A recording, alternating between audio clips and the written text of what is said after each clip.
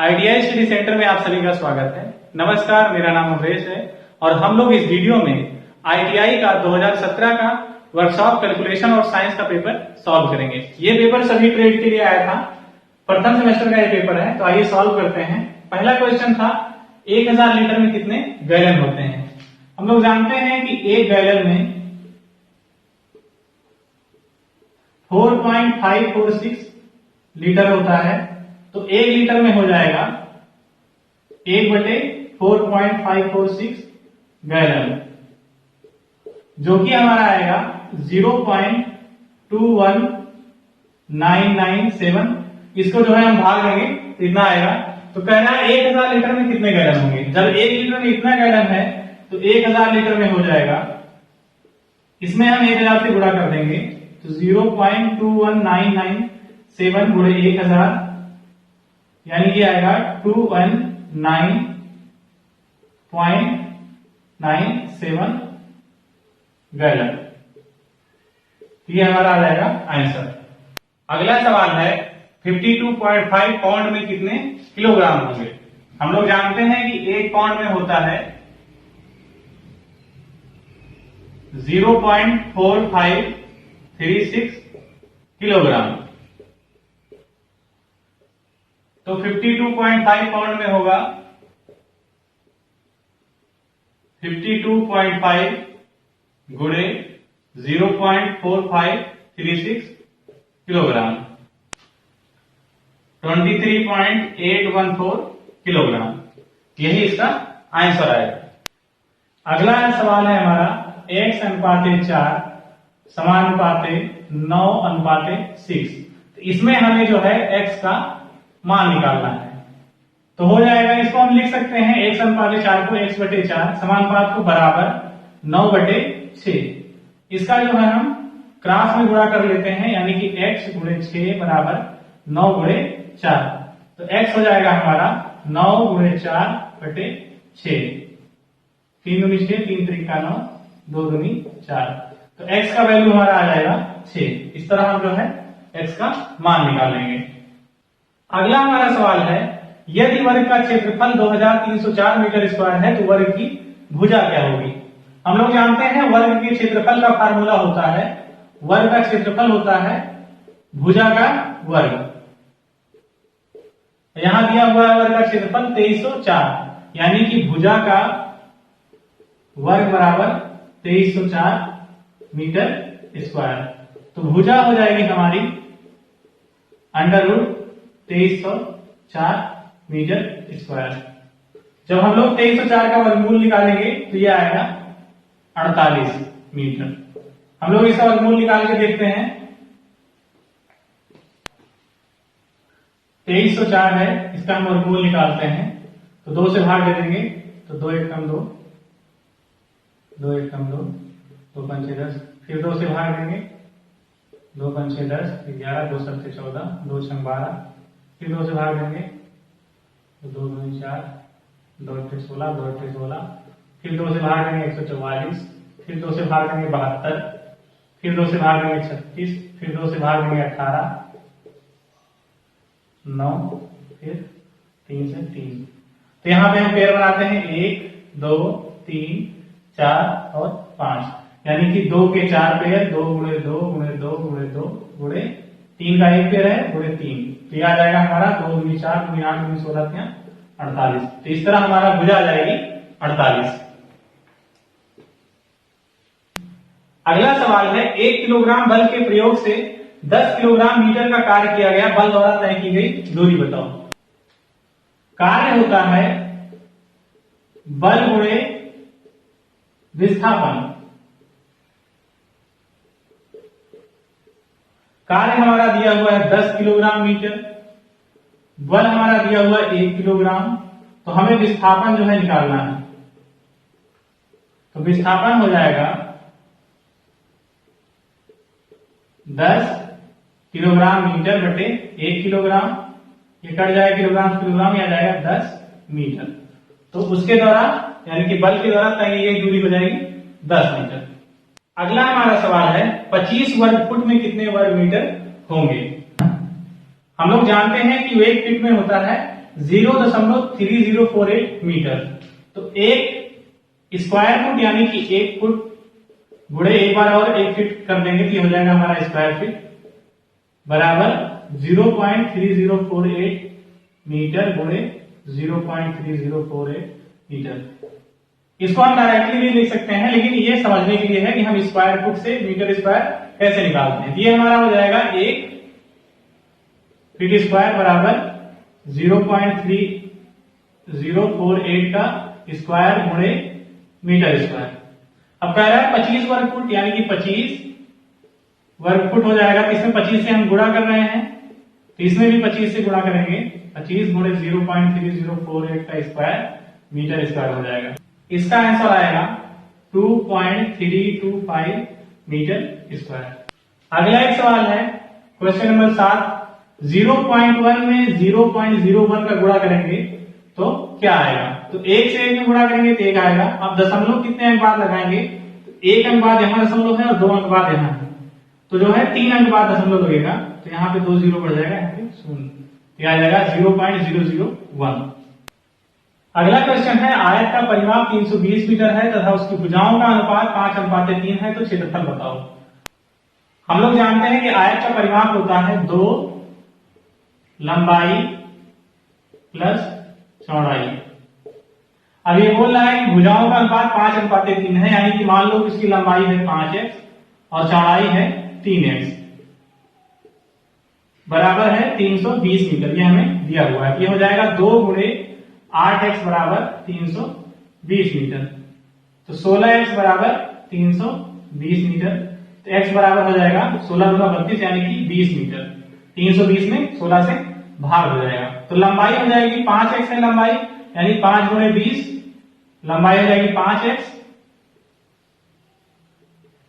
यानी कि 5 गुणे 20 आ जाएगा 100 मीटर। चौड़ाई हो जाएगी 3x यानी कि 3 गुणे 20 यानी कि 60 मीटर। इसका क्षेत्रफल हो जाएगा लंबाई गुणे चौड़ाई यानी 100 गुणे 60 तो आ जाएगा 6000 मीटर स्क्वायर। ये हमारा आ जाएगा इसका क्षेत्रफल।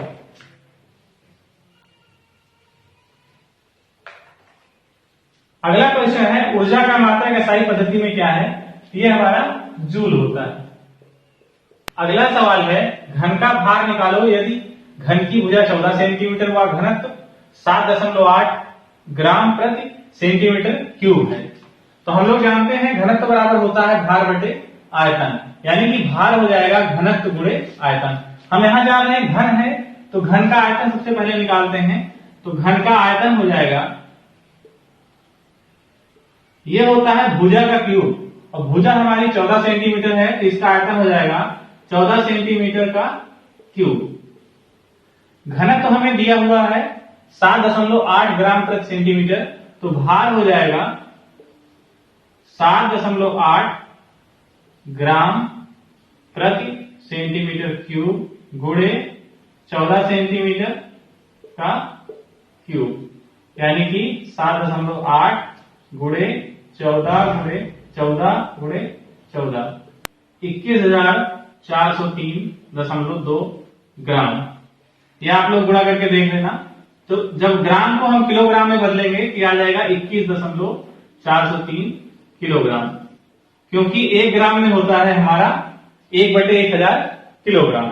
अगला सवाल है राम को 700 में से 553 व दीपू को 600 में से 486 नंबर मिले, किसका परिणाम बेहतर रहा। तो इसके लिए हम क्या करेंगे, दोनों का प्रतिशत निकालेंगे। जिसका प्रतिशत ज्यादा आएगा हम कहेंगे कि उसका परिणाम बेहतर रहा। राम का प्रतिशत निकालते हैं नंबर का, तो आएगा प्राप्तांक, यानी कि इसका प्राप्तांक है 553 बटे पूर्णांक है इसका 700। इसमें हम 100 से गुणा करेंगे, इसका प्रतिशत निकल जाएगा। तो 2 शून्य से 2 शून्य कट जाएगा, 7 से कटेगा 7 7 49 और 9 63। तो राम का प्रतिशत आएगा 79%। अब दीपू का प्रतिशत निकालते हैं।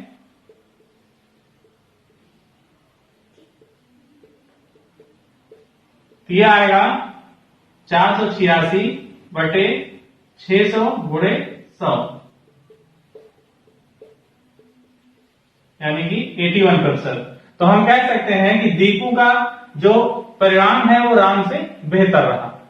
अगला हमारा सवाल है, किसी मिश्र धातु में 20 भाग 3 भाग कॉपर व 2 भाग एंटीमनी है तो प्रतिशत बताओ। इस क्वेश्चन में दिया है कि इसमें 20 भाग जो है टिन है, 3 भाग कॉपर है और 2 भाग एंटीमनी है। कुल इसमें कितने भाग हो गए? 20 3 23 2 25, यानी कि 25 का मिश्रण है जिसमें से 20 भाग टिन है, 3 भाग कॉपर है और 2 भाग एंटीमनी है। अब हमें इसकी मात्रा प्रतिशत में निकालनी है। तो सबसे पहले हम टिन की मात्रा निकालेंगे। तो टिन की मात्रा हो जाएगी, क्योंकि टोटल मात्रा है 25, तो हो जाएगी 20/25 गुणे 100। तो यह आ जाएगा 80%। इसी तरह अगर हम कॉपर की मात्रा निकालेंगे,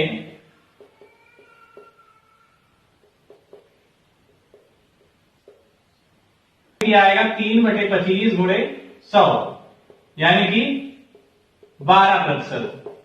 इसी तरह अगर एंटीमनी की मात्रा निकालेंगे तो आएगा 2/25 गुणे 100, यानी कि 8%। इस तरह जो है हम ये मात्रा प्रतिशत में निकालेंगे। अगला सवाल है, दूरी बटे समय होता है। ये हमारा 4 होता है। अगला सवाल है, 4 किलो का भार 100 मीटर की ऊंचाई से गिराया जाता है, जमीन पर छूते समय उसकी गति क्या होगी? तो हम लोग गति के नियम से ये वाला फार्मूला लिखेंगे, b² बराबर u² प्लस 2gh। जब हम 4 किलो का भार ऊपर से छोड़ रहे हैं तो उस समय उसकी प्रारंभिक गति जो है 0 होगी। ये हमारा अंतिम गति है, ये हमें निकालना है। प्रारंभिक गति हमारी 0 है, यहां 0 लिख देते हैं, प्लस 2 गुणे g का मान होता है 9.8 और h हमारा दिया हुआ है 100 मीटर। तो इसमें जो है 100 से गुणा कर देंगे। तो b हो जाएगा हमारा √2 गुणे 9.8 गुणे 100। तो हम सरल करेंगे तो आएगा हमारा 44.27 मीटर प्रति सेकेंड। हम लोग इसका वर्गमूल निकालेंगे, जिसके बारे में पहले बता चुका हूं कि वर्गमूल कैसे निकालते हैं। अगला हमारा सवाल है, इसमें एक भिन्न दी गई है जिसको हमें सरल करना है। ये भिन्न है -4/5 गुणे 3/7 गुणे 15/16 गुणे 14/9। यहाँ पे माइनस का चिन्ह लगा हुआ है और यहाँ भी माइनस का चिन्ह लगा हुआ है, क्योंकि दोनों जगह माइनस है और माइनस माइनस का गुणा प्लस होता है, इसलिए इसका रिजल्ट जो आएगा वो प्लस में आएगा। अब हम काट लेते हैं, 4 से 16 यहाँ पे 4 आ जाएगा, 7 से 14 कट जाएगा, यहाँ 2 बचेगा, 2 से 4 काट लेंगे, यहाँ 2 बचेगा। यहाँ पे है 3 से 9 काटेंगे, यहाँ पे 3 बचेगा।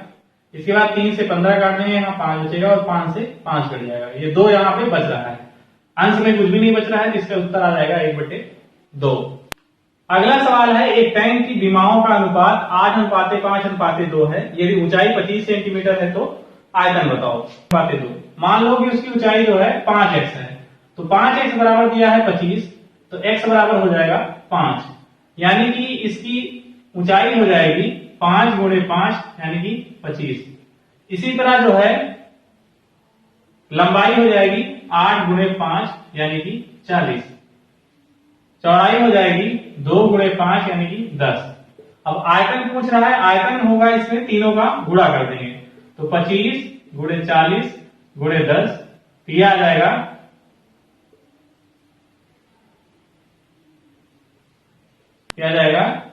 इतना सेंटीमीटर क्यूब, 10,000 सेंटीमीटर क्यूब। अगला क्वेश्चन है, यदि कोई कंपनी है वो 480 गाड़ी हर महीने बनाती है, वह अपने उत्पादन में 15% की वृद्धि कर देती है, तो कितनी गाड़ी बनाएगी? तो सबसे पहले हम निकाल लेते हैं कि कितनी वृद्धि उसमें हुई है। तो वो वृद्धि कर रहा है 480 का 15%, इतना जो है वो वृद्धि कर ले रहा है। 2 5 से 10, यहाँ 24 आ जाएगा, 5 से 15, यानी कि उसने अपने उत्पादन में 72 गाड़ियां जो है बढ़ा दी है। तो कुल कितनी गाड़ी बनेगी? अब 480 प्लस 72, यह आ जाएगा 2 8 7 15 के 5 यहाँ से 4 1 5, यानी कि अब जो है कंपनी 552 गाड़ियां बनाएगी।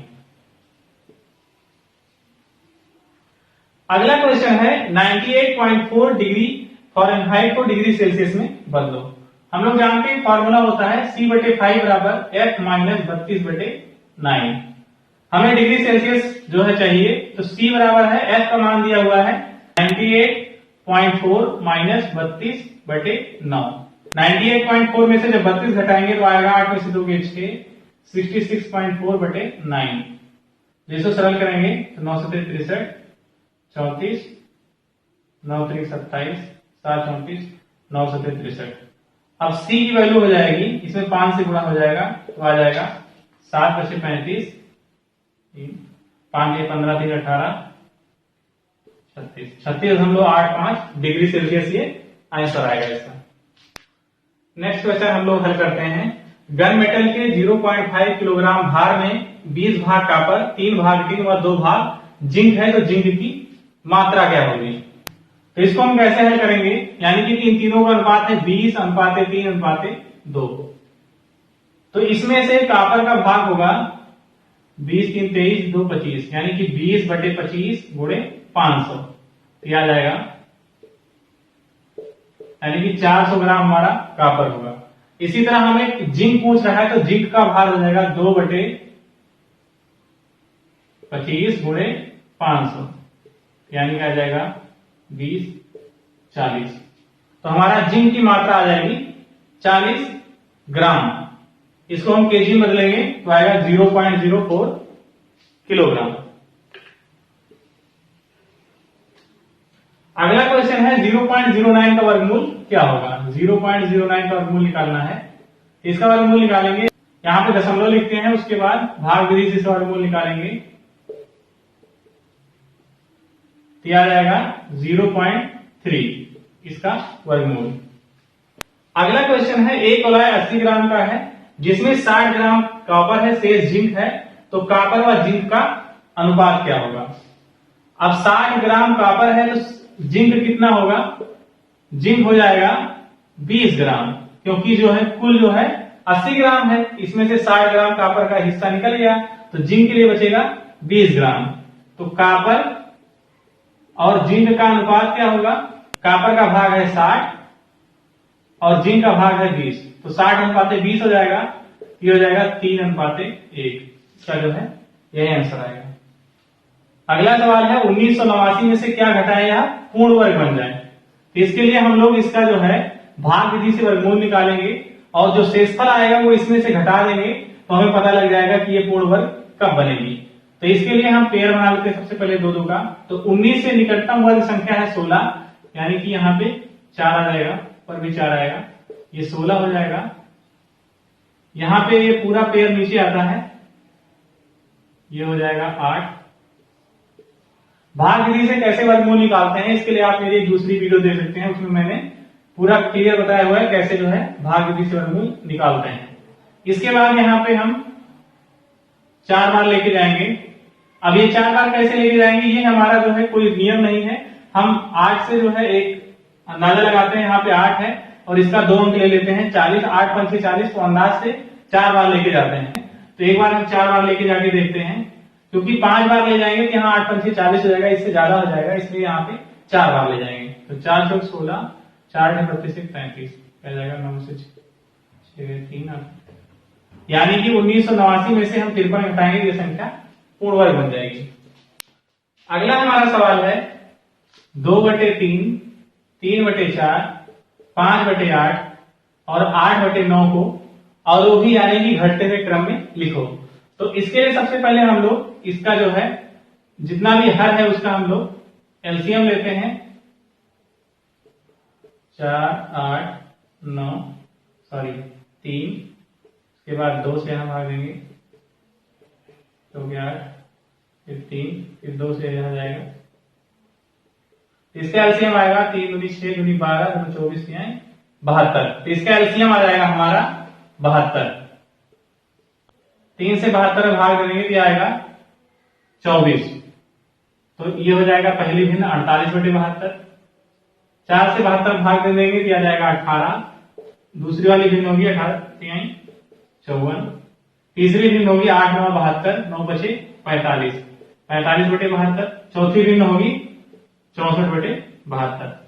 तो अवरोही यानी घटते हुए क्रम में लिखना है, तो सबसे बड़ी भिन्न है यहाँ पे 64/72, तो सबसे बड़ी भिन्न हो जाएगी 8/9। इसके बाद है हमारा 54/72, तो हो जाएगी 3/4।